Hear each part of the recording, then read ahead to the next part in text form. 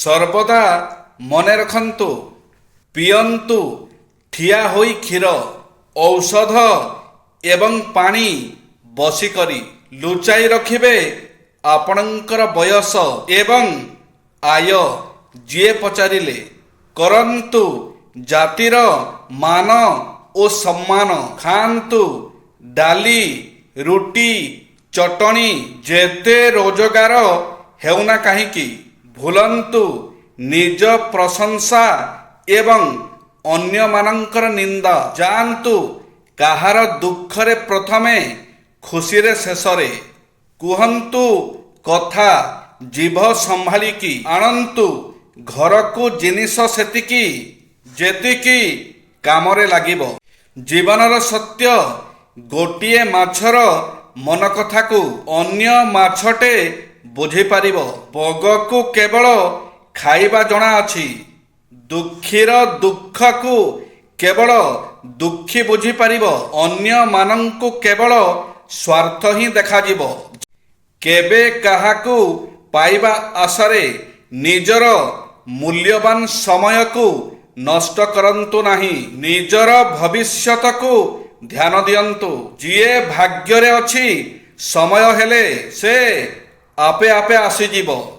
ଅତୁଟ ଉତ୍ସାହ ସହ ଆରମ୍ଭ କରନ୍ତୁ। ଗତକାଲି ଯାହା ହୋଇଥିଲା ତାହାକୁ ଛାଡ଼ି ଆଜିକୁ ଏକ ନୂଆ ଅଧ୍ୟାୟ ଭାବେ ଦେଖନ୍ତୁ। ନିଜ ଉଦ୍ଦେଶ୍ୟକୁ ସ୍ପଷ୍ଟ ଓ ଦୃଢ଼ କରନ୍ତୁ।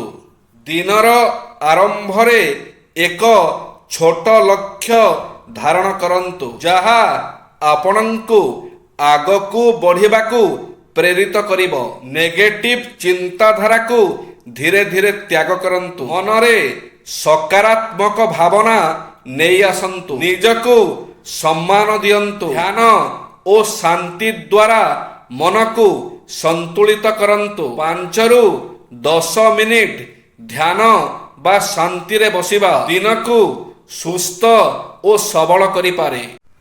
ହସ ଥେରାପି କେବଳ ଯେ ଥଟ୍ଟା ମଜା କଲେ ଏବଂ କୌତୁକିଆ କଥା କହିଲେ ହିଁ ହସି ହେବ ତା ନୁହେଁ। ନିଜକୁ ଖୁସି ଏବଂ ଆତ୍ମତୃପ୍ତି ଦେଉଥିବା କୌଣସି କାମ କଲେ ମୁହଁରେ ସ୍ୱତଃ ଧାରେ ହସ ଖେଳିଯିବ।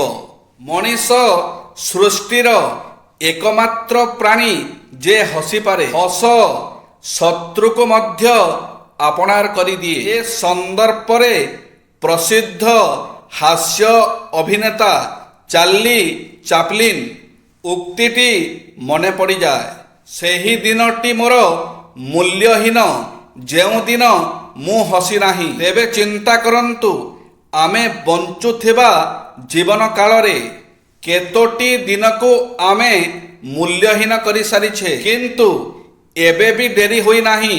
ବଞ୍ଚିଥିବା ବାକି ଦିନତକ ଆମେ ମୂଲ୍ୟବାନ କରିପାରିବା। ଆସନ୍ତୁ ପ୍ରତିଦିନ ଖୋଲା ହସ ହସି ନିଜ ସହ ଅନ୍ୟମାନଙ୍କୁ ମଧ୍ୟ ଆନନ୍ଦିତ ହେବାର ସୁଯୋଗ ଦେବା। ପୁଣି ପ୍ରଶ୍ନ ଉଠେ, କ'ଣ ସବୁ କଲେ ମନକୁ ହସ ଆସିବ? ଏମିତି ବି ହୁଏ, ବେଳେବେଳେ ହସିବାକୁ ଇଚ୍ଛା କରି ମଧ୍ୟ ଆମେ ଆଦୌ ହସି ପାରୁନା। ତା ପାଇଁ ପ୍ରଥମେ ନିଜ ଅନ୍ତରରେ ଥିବା ନକାରାତ୍ମକ ଚିନ୍ତାଗୁଡ଼ିକୁ ଭୁଲେଇ ଦେବାକୁ ହେବ। କିଛି ପାଇବାର ଆଶା ନାହିଁ, କିଛି ହରେଇବାର ଦୁଃଖ ନାହିଁ। ପ୍ରଭୁ ତୁମକୁ ତୁମଠୁ ତୁମ ଛଡ଼ା ଆଉ କିଛି ମାଗି ନାହିଁ।